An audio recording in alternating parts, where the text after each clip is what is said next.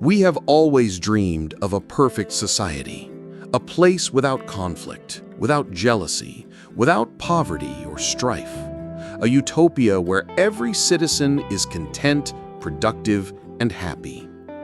We chase this ideal through politics, through philosophy, through revolution. But these attempts always seem to fail, derailed by the one thing we cannot control: the chaotic, unpredictable nature of human behavior. What if we could remove the chaos? What if happiness was not a matter of chance, but a matter of design? What if we could engineer a world where desirable behavior was a simple inevitability, and our greatest passions and our deepest fears were merely the result of a carefully controlled environment? This is a world that many find terrifying, but for one man, it was the only logical path forward. Today, we will not speak with a utopian dreamer. We will speak with a scientist who saw human nature not as a mystery to be pondered, but as a problem to be solved. He was the man who taught us that the mind is a black box, and that the key to everything from animal training to human happiness lies in the simple, elegant power of consequence.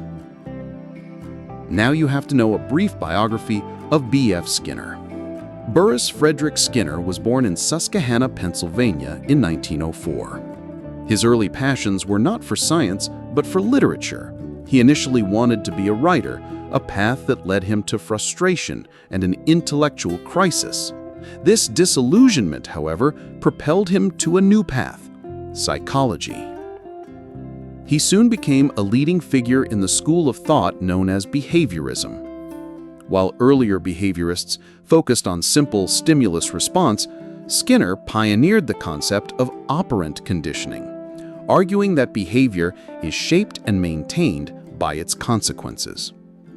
He demonstrated this through his famous Skinner box, where he showed how animals could be conditioned to perform specific actions by rewarding them with food. Skinner was a prolific writer and a controversial public intellectual who believed his principles could be applied to every aspect of human life, from education to therapy. He saw the very idea of free will as an illusion, a philosophical relic that obscured the true, predictable nature of human action. But it was in 1948, with the publication of his controversial novel Walden Two, that he moved from the laboratory to the realm of fiction and asked the most provocative question of his career: could we engineer a happy society by conditioning its citizens to be good?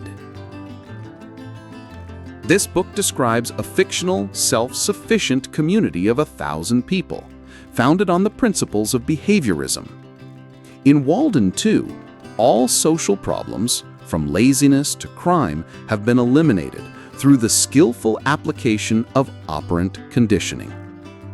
Citizens are conditioned to be cooperative, productive, and happy.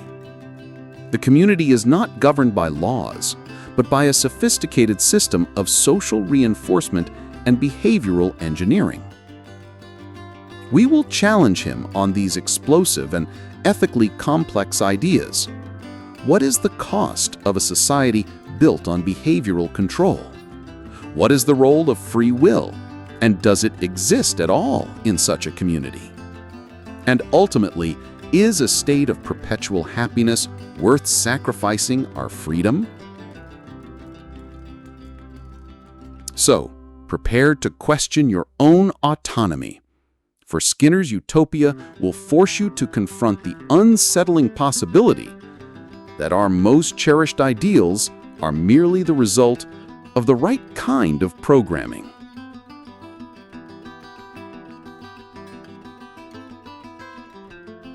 Mr. Skinner, your novel, Walden Two, proposes a society without conflict. How did you imagine this would be achieved? The problems of society are behavioral. By understanding the principles of behavior, we can design an environment that promotes cooperation and happiness and eliminates conflict. We do not need laws or police. We need proper operant conditioning. We eliminate the conditions that produce greed, jealousy, and anger, and reinforce the behaviors that lead to a good life for all. Your community seems to eliminate personal choice in favor of a pre-designed life. Is there any room for free will in Walden Two? The very idea of free will is an illusion. We are not free to choose. We are simply responding to the contingencies of our environment. In Walden Two, we simply make the contingencies more humane. The members are free to do what they want, but because their desires and motivations have been engineered, they want to do what is best for the community. The illusion of freedom is maintained, but the chaos of true freedom is eliminated. So, happiness in Walden Two is a result of operant conditioning. How does this work?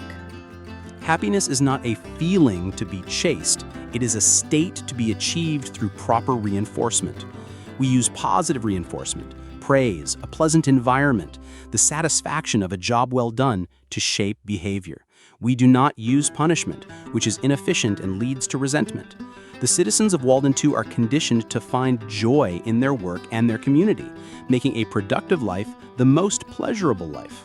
Many critics, including George Orwell, would argue that this is a form of totalitarianism, a society without freedom. What is your response to that? We have simply replaced the freedom to choose with the freedom to live a good life. Is a person who is free to choose poverty, war, and misery truly free? The citizens of Walden Two are free from the anxieties and pains of a chaotic world. They are free from want, from fear, from conflict. The choice is between a painful, chaotic freedom and a peaceful, designed happiness. In your novel, a character named Fraser argues that the citizens are not even aware they are being controlled. Is this deliberate deception? Not deception, but a necessity. A child does not need to understand the principles of psychology to learn to behave well. He simply learns through reinforcement. The citizens of Walden Two are not slaves. They are simply people whose behavior has been shaped in a gentle, humane, and efficient manner. Their happiness is real, even if its origins are engineered. The community is run by planners who use these techniques to control the lives of others. Who controls the planners? This is a crucial question.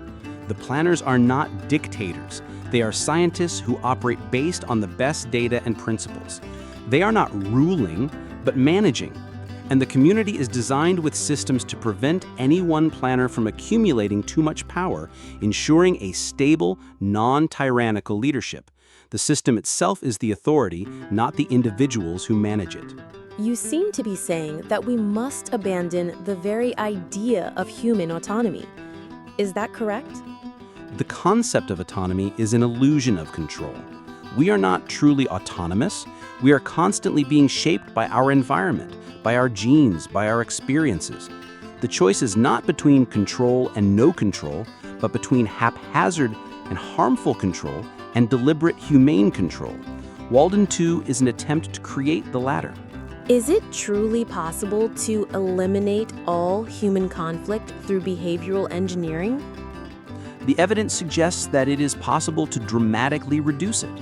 Conflict is a behavior, and like all behaviors, it is shaped by reinforcement. If a society rewards cooperation and punishes conflict, conflict will naturally diminish. The problem is that most societies do the opposite. Walden Two is a society that has solved the problem of human conflict by making it obsolete. In conclusion, your novel is a profound challenge to our most cherished beliefs. What is the one thing you hope readers take away from it? That the most difficult questions we face are not about philosophy, but about behavior. We must stop asking, what is a good person? and start asking, how do we design a world that produces good behavior? The answer lies in science, not in speculation. Mr. Skinner, in a world dominated by social media algorithms that use behavioral data to shape our decisions, is this a real-world application of operant conditioning? And is it a step towards Walden Two? In a crude and haphazard sense, yes. The algorithms are a form of operant conditioning using intermittent reinforcement, the like, the notification, the unexpected new content to shape our behavior. But it is not a utopia. The goal is not the happiness of the individual or the well-being of the community. The goal is profit. It is a powerful system of control without a benevolent purpose. It is a new form of conditioning, but it lacks the ethical design and humanistic goals of Walden Two.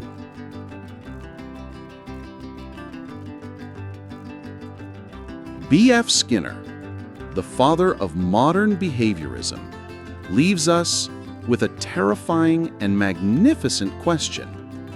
Is happiness a state of being or a condition of our environment? His novel Walden Two presents a vision of a society that has solved all of humanity's problems by removing the one thing we prize above all else: our freedom to choose. His legacy forces us to confront an uncomfortable truth. We may not be as free as we think we are. Our desires, our actions, and our passions are in many ways products of the environments we inhabit. Skinner's work is a powerful reminder that our social structures are not simply given, but can be and often are designed. He asks us to choose between two kinds of control: the chaotic, often painful control of a society built on chance, and the gentle, deliberate control of a society designed for our happiness. Listen what Skinner said: "I did not attack free will. I attacked the use of the term." And so we must ask ourselves, what kind of world do we want to design?